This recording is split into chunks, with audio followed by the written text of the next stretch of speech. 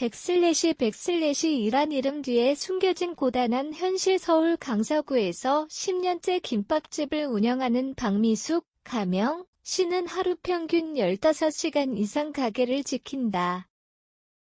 식재료 장보기부터 조리, 고객 응대, 청소까지 모두 혼자 해낸다. 그럼에도 박 씨가 한 달에 손에 쥐는 돈은 고작 150만 원 남짓이다. 그나마도 가게 임대료가 오르면 바로 적자가 된다.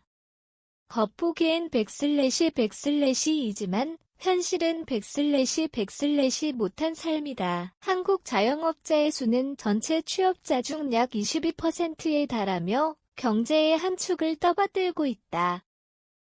하지만 이들 중 상당수는 정작 최저임금에도 못 미치는 수입으로 생계를 이어간다. 노동시간은 긴 반면 수익은 비참할 정도로 낮다. 본 기사는 이들의 고단한 삶을 조명하고 왜 이 같은 구조적 문제가 방치되고 있는지를 다룬다. 사진 출처, 자영자의 현실을 보여주는 모습. 챗GPT 생성, 매출은 제자리, 물가는 천정부지. 버티는 것도 고역이다. 자영업자의 고통은 물가 상승에서부터 시작된다. 재료비는 지난해 대비 평균 15% 이상 올랐고 전기료와 가스요금 등 공공요금도 줄줄이 인상됐다.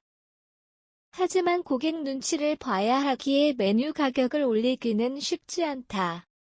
카페를 운영하는 윤정훈, 39시는 백슬래시 2배가 넘게 올랐는데 커피 가격을 1,000원만 올려도 손님들이 발길을 끊는 백슬래시며 한숨을 내쉰다.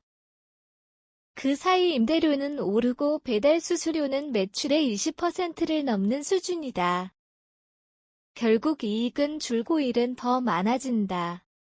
장사 잘 된다는 말은 옛말이 됐다. 최저임금보다 못한 현실임금. 사장도 백슬래시 되는 시대양 카페 사장의 실제 근무 시간은 하루 12에서 14시간. 일주일 6일 근무 기준으로 계산하면 월 300시간이 훌쩍 넘는다. 하지만 고정비를 제하고 순이익을 계산해보면 실제 손에 남는 금액은 월 150만 원 내외다. 이는 시간당 약 5,000원 수준으로 법정 최저임금 2025년 기준 9,860원의 절반 수준이다. 더욱 충격적인 것은 일부 편의점주나 배달 전문점 운영자는 오히려 아르바이트생보다 수익이 낮다는 점이다. 백슬래시이면서도 점주들은 본사 프랜차이즈 본부의 지침에 따라야 하며 마케팅, 가격 결정권도 제한된다. 자율성이 사라진 경영 구조 속에서 그들은 실질적으로 백슬래시 되고 있다. 대출로 연명하는 자영업자들. 폐업 후에도 남는 건 빚본 자영업자들의 생존은 이미 한계를 넘어섰다. 코로나19로 인한 사회적 거리두기 기간 동안 적자 운영을 지속한 결과 많은 이들이 고금리 대출로 연명하고 있다. 2024년 기준 자영업자 대출 규모는 1,000조 원을 돌파했으며 이 중 상당수가 연체 위험 상태에 놓여 있다. 더 큰 문제는 폐업 이후다. 가게를 접더라도 남는 건 남은 대출과 신용불량자 낙인뿐이다. 백슬래시는 말이 단순한 개인의 실패가 아니라 구조적인 재앙으로 읽히는 이유다. 폐업이 오히려 사치가 된 현실, 그것이 오늘날 한국 자영업의 민낯이다. 개인의 실패 아닌 구조의 위기로 봐야 한다. 자영업자들이 최저임금조차 받지 못하는 현실은 단순한 경영 실패의 문제가 아니다.